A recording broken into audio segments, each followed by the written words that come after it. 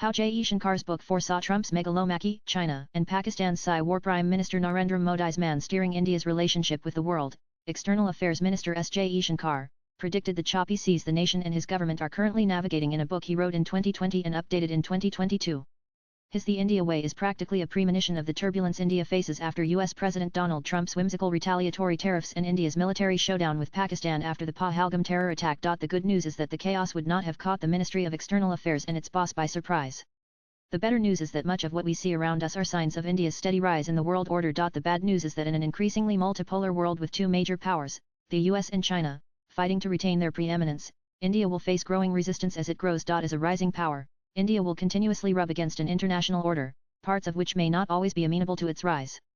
Indeed, Newton's third law of politics dictates that the process of emergence will get tougher with time, Jaishankar writes in his updated preface to the book.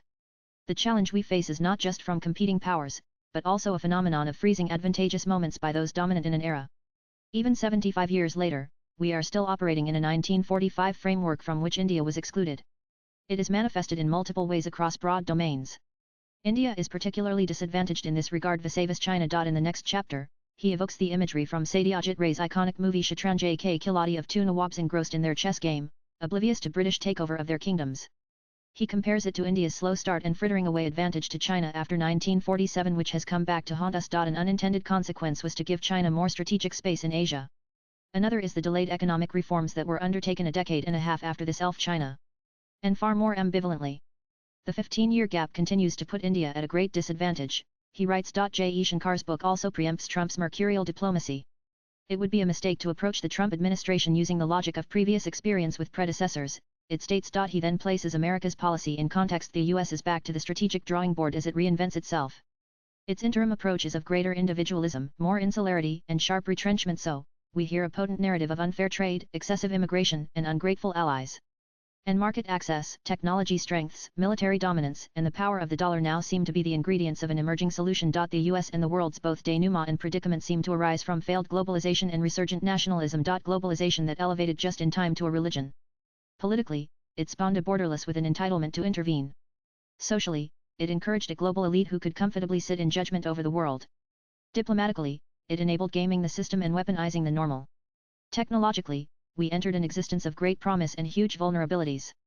Never mind that each had a cost, until of course the aggregate risk made it hard to duck the difficult questions, Jaishankar argues. He prescribes a balance to deal with the new world. In a more nationalistic world, diplomacy will use competition to extract as much gains from as many ties as possible. But there is, nevertheless, a strong case for India also supporting a greater sense of order. Our own growth model and political outlook intrinsically favor rules-based behavior. India must make a virtue of reconciling global good with national interest. Jaishankar's book also makes a case against the Nehruvian non-alignment. Strategic autonomy can no longer be visualized as keeping a safe distance from dominant players. It is instead a derivative of capabilities, allowing the fending off of pressures and the exercise of choices. Nor should it be seen as autarky, a national state that is unsustainable in reality, he writes. On the contrary, more vigorous participation in the world economy due to higher performance gives a country many more cards in the games that nations play. For India, that is summed up by Atmanirbhar Bharat, make in India and make for the world. Interestingly, writing at least 5 years ago, the External Affairs Minister spelled out how Bharat's enemies would exploit its vulnerabilities. Given the transformational impact of technology in our lives, it is also natural that it should have a deep impact on national security. In a globalized world, the flow of ideas and influences makes it difficult to limit security concerns to national borders. That is not to say that the orthodox challenges have gone away.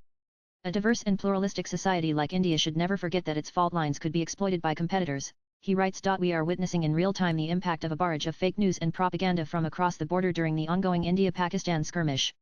India may have hit targets at will deep inside Pakistan, but technology has made it possible for Pakistan to hit any place in India with misinformation, just to confuse and confound. Finally, the chapter Krishna's Choice rings prophetic about how India has made dramatic departures from its wobbly policy against Pakistani aggression, called out its neighbors' nuclear blackmail, and raised the cost of its policy of terror in the past 11 years leading up to the current conflict. Swipe left for next. Video. The best known of the dilemmas in the Mahabharata relates to a determination to implement key policies without being discouraged by the collateral consequences of the action. The example, of course, is that of the most accomplished Pandava warrior, Arjuna, as he enters the battlefield. Undergoing a crisis of confidence, he is unable to summon up the determination to take on kinfolk ranged against his interests. While he is eventually persuaded by Lord Krishna to do his duty, there are underlying aspects of Arjuna's behavior that apply to state players in international relations. This is not to suggest disregard of cost-benefit analysis. But sometimes, even when there is a pathway, it may not be taken due to lack of resolve or a fear of costs. Jaishankars uses the Mahabharata metaphor to suggest India is no longer a soft state. It has overcome the lack of imagination and fear of risks. Like Arjuna, it is fully persuaded by Krishna about its dharma and unshakable in its resolve against terrorism. Latest blogs